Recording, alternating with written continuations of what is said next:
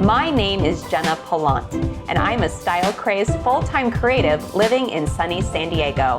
In 2016, my husband and I purchased our forever home, and now, in between balancing my upholstery business, our 4 dogs, and just life in general, I'm going to renovate our home room by room, project by project myself, with some fun help from a few of my friends along the way.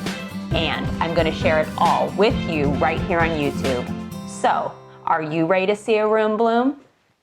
All right, color lovers, who's ready to add some Andy Warhol radness to our home office renovation project? Last episode, I showed you how I resolved that joke of a job that painter did for me back in 2016. Such a rookie mistake as a new homeowner. You would think that for $1,100, I wouldn't have to repaint for years, but that just wasn't the case. But enough with that home renovation negativity.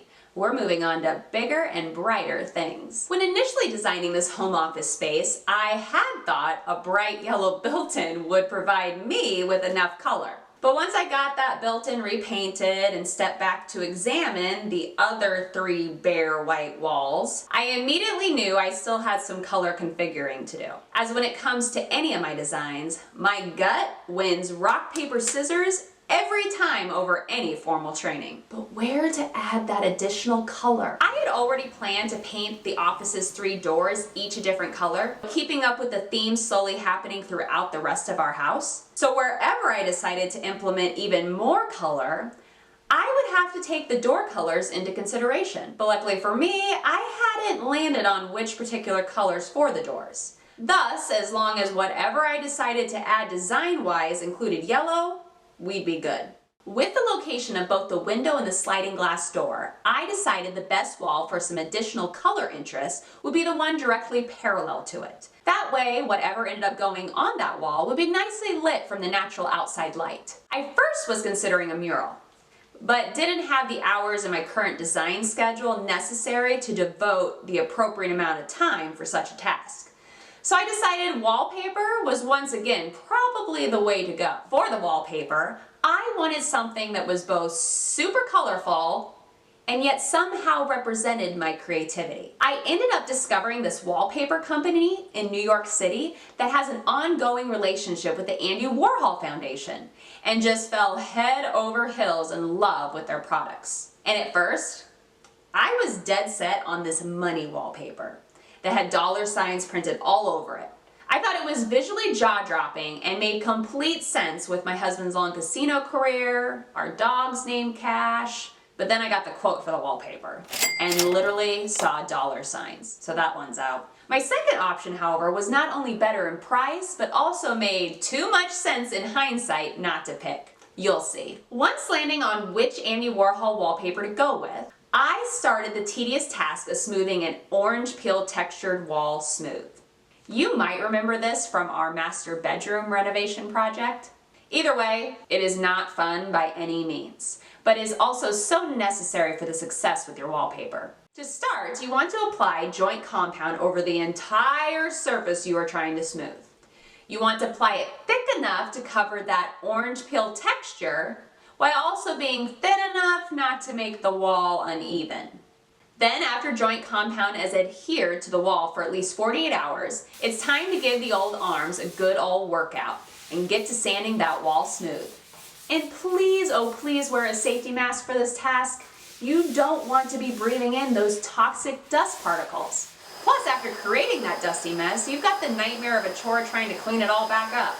So keep the mask on.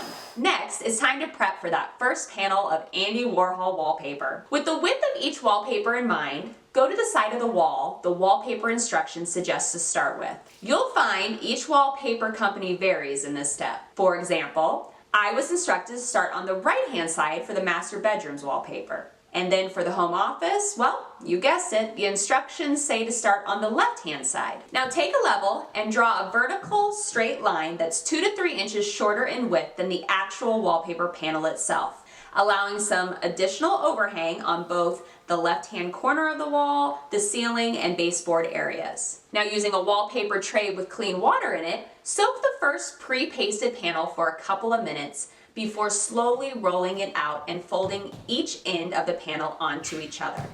so the glue has a chance to activate. After a couple more minutes, unfold the top end of the first panel and line it up straight with your vertical pencil line on the wall. Make sure that the entire first panel runs directly straight up and down with this line. This will help guarantee that all your other wallpaper panels will line up correctly.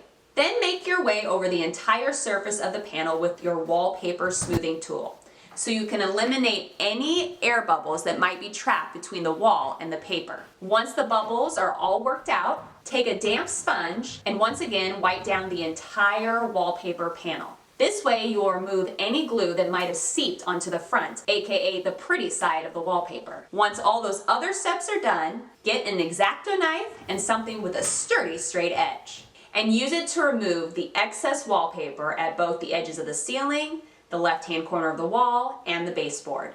And then you pretty much put that record on repeat, folks, and do it again and again and again for each wallpaper panel, paying very close attention to any additional obstacles that might be in your way, like doorway frames, light switches, outlets, etc.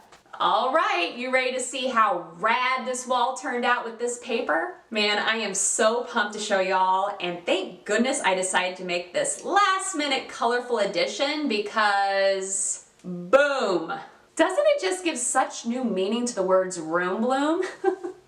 I just love it so much, and it has pretty much provided me with all the other colors for this interior design project. I'm even going to use the black and brown you see in its pattern. Say what? Yep, find out next episode what sort of upholstery project I have dreamed up for this space. Here, I'll give you some hints. You'll definitely want to subscribe right meow so you don't miss a single episode when I'm back out on the renovation prowl. What? I can't just give it away.